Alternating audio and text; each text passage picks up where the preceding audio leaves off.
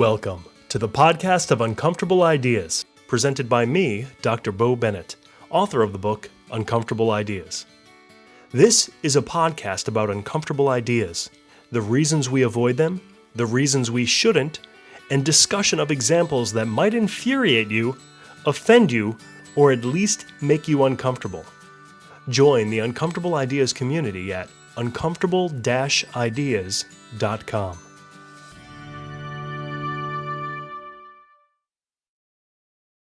Age of consent and sex.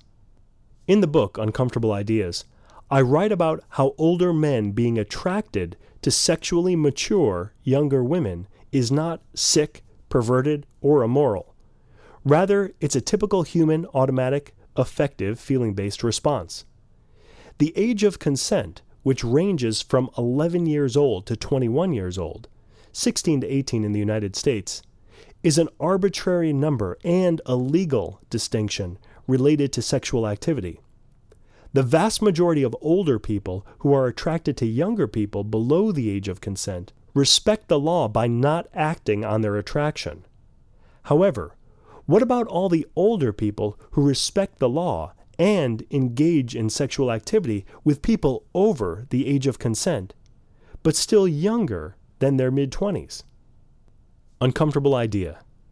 If you're past your mid-20s and engaging in sexual activity with people younger than their mid-20s, you are likely, knowingly or not, taking advantage of him or her. Thanks to modern research in the area of neuroscience, we now know that the human brain, specifically the prefrontal cortex, which is the area responsible for executive functions such as decision-making, does not fully mature until the person's mid-20s. From a moral standpoint, we can agree that having sexual relations with young people who are not fully sexually developed is wrong. So why is it acceptable to have sexual relations with young people who are not fully cognitively developed? Of course, cognitive development is not a binary event where at some magical age one becomes fully cognitively developed. And we don't know at what point is the minimum cognitive development necessary to make life decisions, such as having sex with someone that can lead to pregnancy or STDs. Some people develop cognitively faster than others, and some people never fully develop cognitively.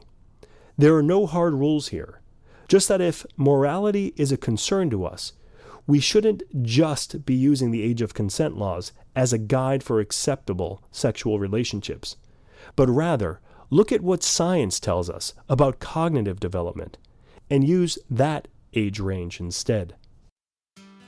This has been another episode of the podcast of Uncomfortable Ideas.